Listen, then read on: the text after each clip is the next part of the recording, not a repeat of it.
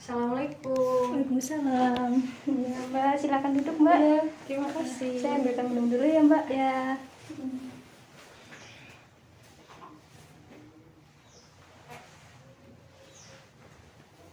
Mbak, ini silakan diminum dulu ya, Mbak. Ya, terima kasih. Diminum dulu aja nggak apa-apa, Mbak? Boleh. Iya, boleh. Silakan, Mbak. Permisi ya. Ya.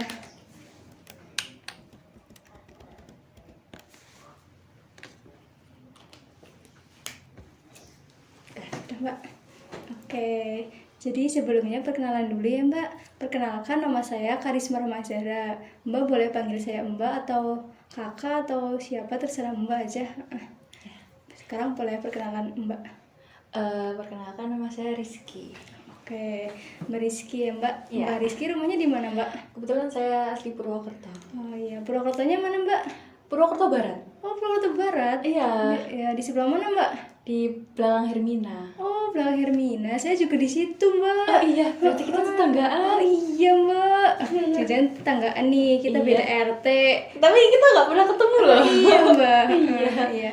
Mbak masih sekolah atau udah kerja? Kebetulan saya mahasiswa Oh, oke. Mahasiswa di mana, Mbak? di salah satu universitas di Jogja. Oke, di sana Mbak ngekos atau udah punya rumah? Kebetulan saya di sana asrama. Oh, oke, asrama ya, Mbak.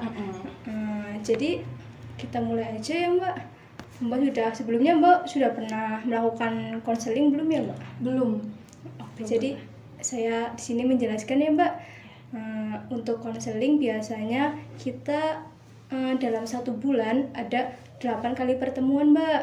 Lah, 1 minggu 2 sampai 3 kali pertemuan. Untuk durasinya 30 menit setiap pertemuan. Mbak mau yang mana ya, Mbak? Yang berapa kali dalam 1 minggu? Saya mau yang seminggu 2 kali aja. Oke, Mbak. Terus juga di sini Mbak bisa cerita, Mbak. Nggak perlu khawatir kalau rahasianya nanti terbuka, karena di sini sudah menerapkan kode etik, jadi terjamin kerahasiaannya, Mbak. Iya. Oke. Iya, Mbak. Terus jadi Mbak di sini lagi merasakan apa ini sekarang, Mbak? Kebetulan saya lagi ngerasa sebel banget ya.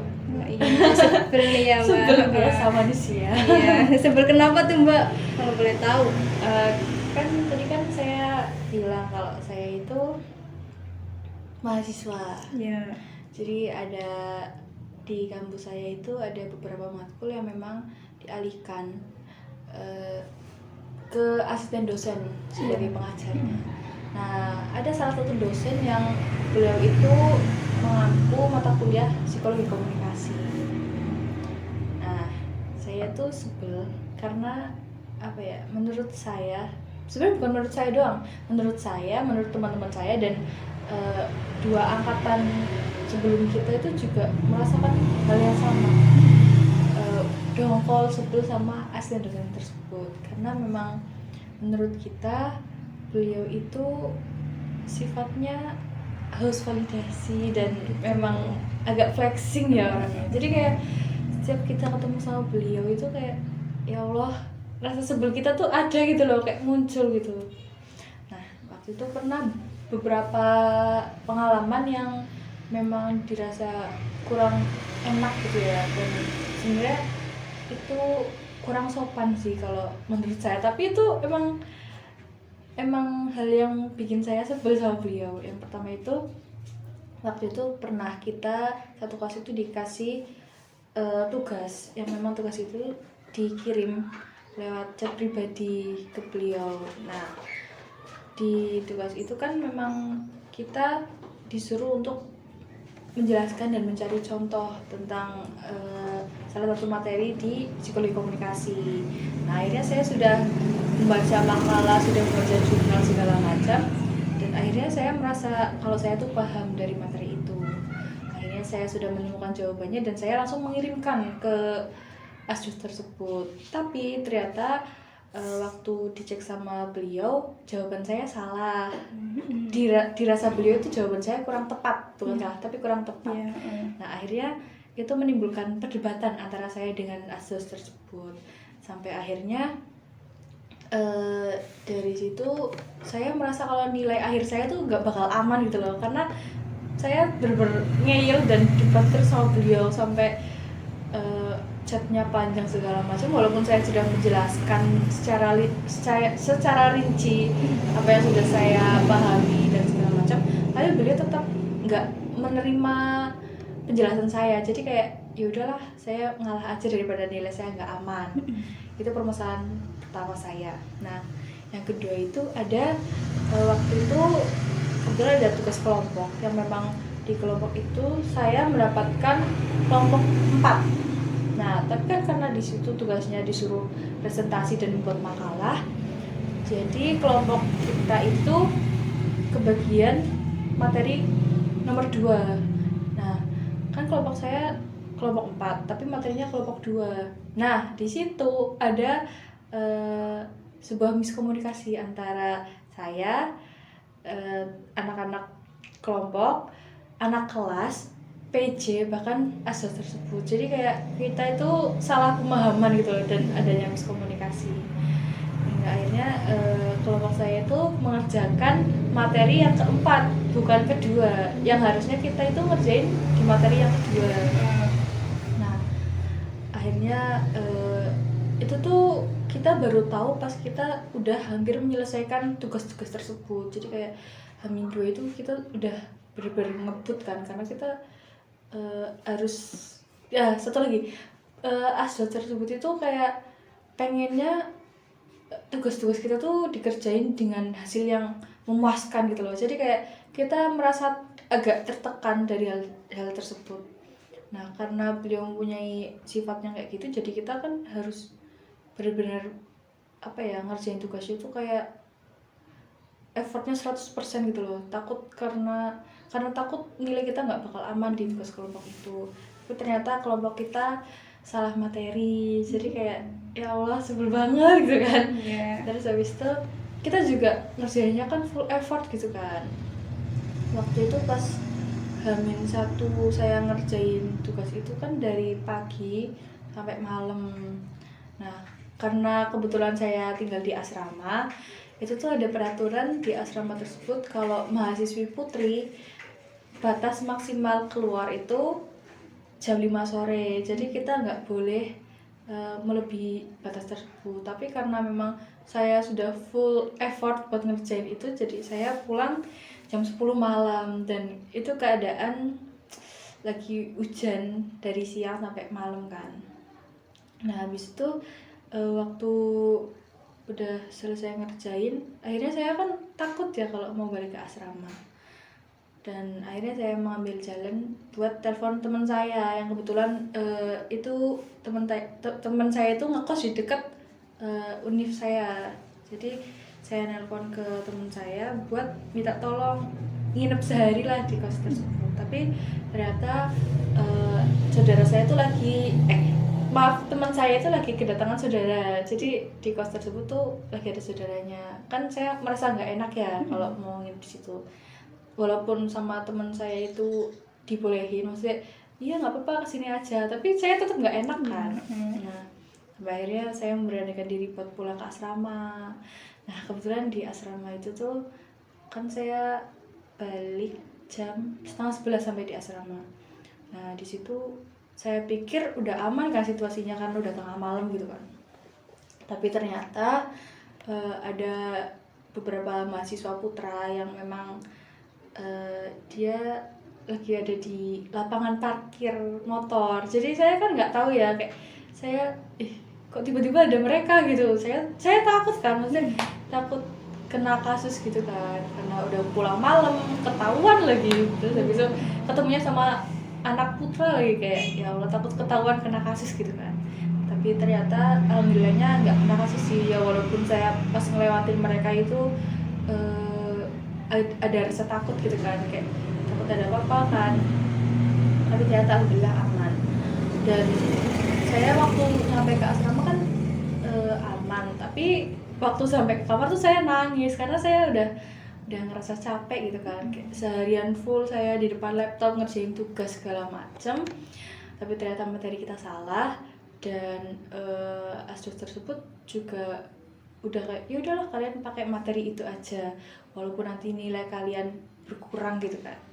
Nah akhirnya saya numpahin semuanya, rasa kesel saya, rasa capek saya di asrama, saya nangis kan. Terus saya sempat belajar nih buat latihan presentasi karena kan udah nilai kelompok kita nggak aman, kalau misal presentasi kita jelek juga nilainya makin nggak aman kan. Jadi saya latihan presentasi di situ di asrama. Dengan keadaan capek segala macem. Terus ternyata pas besoknya pas subuh jam 4 asdos saya itu ngomong ke PJ kelas, disuruh kelompok kita tuh ganti materi ke yang kedua. Iya, jadi materi kedua. Jadi kan kita kan dengan waktu yang sesingkat itu ya, karena mata kuliah psikologi komunikasi itu jam 9.40, sedangkan itu tuh mata kuliah kedua. Nah kita tuh ada mata kuliah pertama di jam 7 pagi. Terus dengan waktu yang sesingkat itu, dari habis subuh sampai jam 7 itu kan kita nggak mungkin ya kalau ngerjain cepet itu dengan materi susah, kita belum menguasai, disuruh bikin PPT, disuruh bikin makalah, kan kayak ya Allah udah capek banget kemarin ngerjain yang materi keempat, tapi ternyata malah asdos saya minta buat ganti materi kan. Sampai akhirnya ya walaupun kita sebel dan dongkol banget sama asdos tersebut, kita tetap ngerjain nih dengan effort gitu kan. Sampai kita bela-belain bolos matkul pertama cuma demi asdos itu, kayak ya Allah takut banget loh. Terus habis itu sampai akhirnya waktu kita bolos di matkul pertama itu kita digunain waktu itu buat ngerjain materi, ngerjain makalah sama ngerjain PPT kan. Itu dibikin dengan effort yang penuh. Nah terus ada lagi nih, pas kita udah bela-belain bikin tugas itu yang di materi kedua, ternyata asdos itu ngechat lagi ke PJ kelas, bilang kalau ya udahlah mereka pakai yang materi keempat aja. Kayak tambah dongkol nggak sih? Iya. Kayak udah effort ya. Iya makanya kayak kita tuh udah effort buat ngerjain materi yang keempat, tapi sama beliau itu diminta ganti gitu loh. Di yang ke awal lagi yang udah dikerjain sama kamu. Kayak ya Allah, kayak kita udah capek banget ya Allah. Sampai akhirnya kita ya udahlah masuk kelas di mata kuliah kedua. Nah dengan posisi kita semua tuh anak kelompok itu bolos matkul pertama cuma demi asdos itu. Kayak ya Allah, kayak sebenarnya tuh emang tapi kayak ya udahlah demi si asdos ini, jadi ya udah kita full effort gitu kan. Nah ternyata pas kita dikabarin buat ganti materi jadi yang keempat lagi, ya udah kita akhirnya masuk kelas. Terus habis itu kita presentasi kan, tapi dari presentasi itu tuh hasilnya nggak memuaskan loh. Jadi di situ yang bener-bener latihan buat presentasi, buat nampilin hasil yang baik itu cuman 3 orang dari 5 orang yang ada di kelompok. Jadi 2-nya itu sama sekali nggak mempersiapkan presentasi yang baik gitu loh. Yang presentasi baik itu cuman saya, teman saya yang cewek, sama 1 anak yang cowok. Cuma 3 orang itu yang memang presentasinya dinilai bagus gitu. Sampai akhirnya nilai kelompok kita juga berkurang lagi nih. Jadi kayak di awal nilai saya udah memang terancam karena tugas individu itu tadi. Terus yang kedua nilai kelompok juga nggak aman gitu kan. Kayak aduh gimana, maksudnya nilai akhir saya tuh nanti bakal gimana, kayak sehancur apa gitu kan. Soalnya dari tugas-tugas itu nilai saya masih kurang semua kan. Terus udahlah sampai akhirnya kita terima aja gitu loh. Kayak udahlah mungkin itu emang jalannya. Itu sih yang saya rasain.